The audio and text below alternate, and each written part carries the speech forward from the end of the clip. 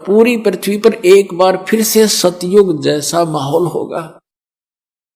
अब सतयुग में क्या होता था, सब संतुष्ट होते थे, ना कोई बड़ी बड़ी कोठियां बनाते थे, झोपड़ियां डालकर टाइम पास करते थे, सुंदर फल आहार अच्छा आहार करते थे, अच्छा विचार रखते थे, सभी भक्ति किया करते थे। जब तक हम भक्ति पर दृढ़ होकर नहीं लगेंगे हमारे विकार समाप्त नहीं होते।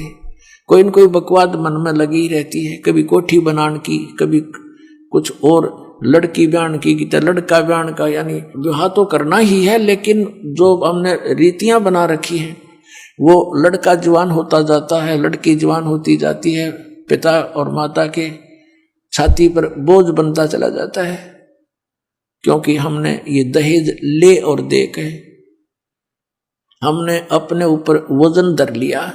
अब ये वजन समाप्त करेंगे। बच्चों का विवाह ऐसे प्यार से करेंगे जैसे सिंपल वे से कति, क्योंकि संस्कार भगवान ने जोड़ रखे हैं। जिस लड़के लड़की का जहां संयोग है वहीं होगा, चाहे सर पटक लो कोई, उसमें कोई परिवर्तन नहीं हो सकता।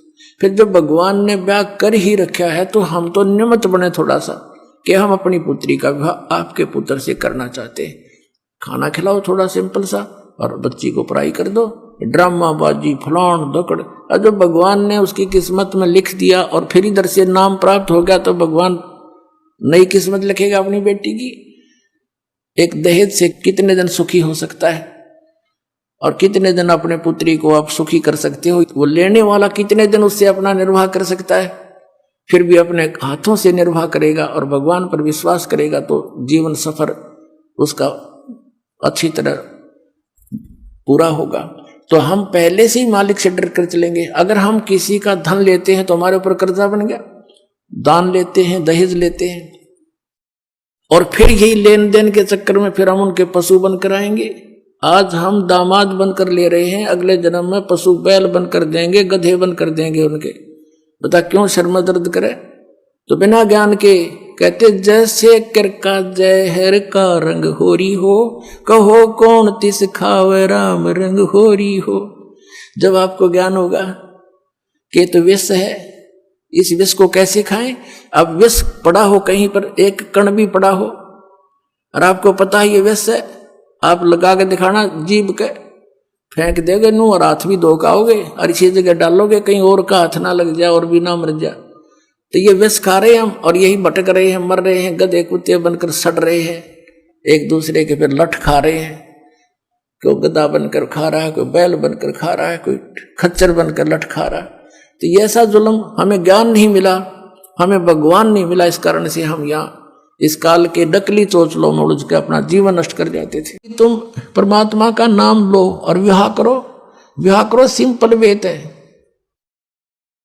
और वैसे नहीं लोग दिखावा नहीं। जैसे हम इस बात से परिचित हों तब हम इससे हट सकते हैं। जैसे गीता जी अध्याय नंबर 7 के श्लोक नंबर 29 में कहा है कि जो तत्ब्रह्म से परिचित हो गया और सारे अध्यात्म ज्ञान से और सभी कर्मों से परिचित हो गया, वही उस परमात्मा के पाने का, जरा और मरण से छूटने का प्रयत्न करता है, और नहीं कर सकता। वो तो यहाँ बकवाद चाहता है।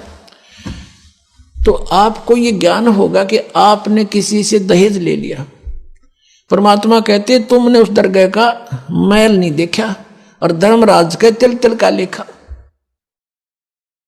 तो आप किसी से पैसे लेते हो, रिश्वत से, चोरी से, या वैसे कोई धोखा दे करके लेकर नहीं देते हो, आपने एक एक पाई पाई का हिसाब देना पड़ेगा।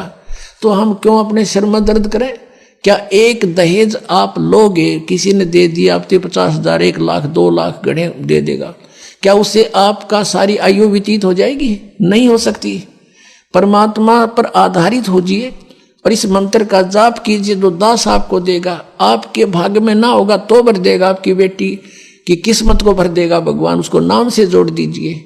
आपके पुत्र को भी आगे सुख देगा, सारी सृष्टि का पालन करता। और क्या आज हम उसी से सीधे संबंधित हो गए? क्या हमें 2 रोटी नहीं दे सकता? और हमें घृणा नहीं चाहिए। यदि मोक्ष पाना है और जन्म मृत्यु से पीछा छुटवाना है, जरा और मरण से बचना है, तो ये क्रियाएं दास जैसे बताओ ऐसे करना।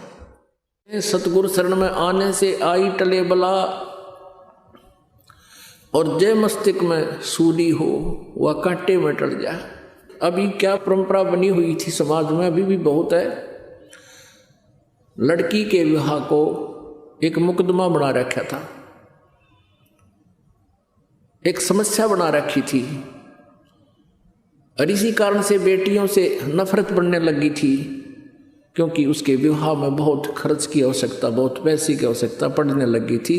ये लालची लोग दहेज के चक्कर में जुल्म करने लगे थे। और वो होता क्यों है? क्योंकि जैसे बहुत से ऐसे व्यक्ति हैं जो पैसे ले लेते हैं, देते नहीं, धोखा कर देते हैं, वो उनको अगले जन्म में वो देना पड़ेगा, ऐसे देना पड़ेगा मनमाना वो दामाद बन कर ले, वो देना पड़ेगा, और कई गुना हो जाएगा तब तक ब्याज ब्यूज लाग गए। तो परमात्मा की शरण में आने के बाद वही विवाह आज आप देख रहे हो, उस परमेश्वर की कृपा से परमात्मा ने हमारा ज्ञान हटा दिया। यहाँ पर बच्चों का विवाह करा दिया जाता है, और 5-7 भगत उनके रिश्तेदार आते हैं, घर वाले, और यहाँ आश्रम में उनका 10 रुपये खर्च नहीं होता। सिंपल रोटी जो रोज हम बनाते हैं वही खाएंगे। ये ड्रामाबाजी हमने नहीं करनी, बच्चों का संयोग परमात्मा जोड़ता है। हमारी इस नाटकबाजी से विवाह नहीं होता, विवाह तो मालिक ने कर रखा होता है। और वचन से बच्चे एक दूसरे से जोड़े जाते हैं। जो लाखों रुपए में विवाह हुआ करता था, यहाँ वो फ्री ऑफ कॉस्ट हो रहा है। तो संस्कार चेंज कर दिए परमात्मा ने, वो हमारा लेन देन खत्म कर दिया, और एक न्यारी उमंग होती है ऐसे सिंपल ब्याह करने में। तो पुण्यात्माओं, जिनके संतान नहीं है और ये भक्ति मार्ग जिनको मिल गया, उनको विश्वास भगवान पर हो गया कि जो मालिक कहता वो सही है, उनका कल्याण तो होया पड़ा है।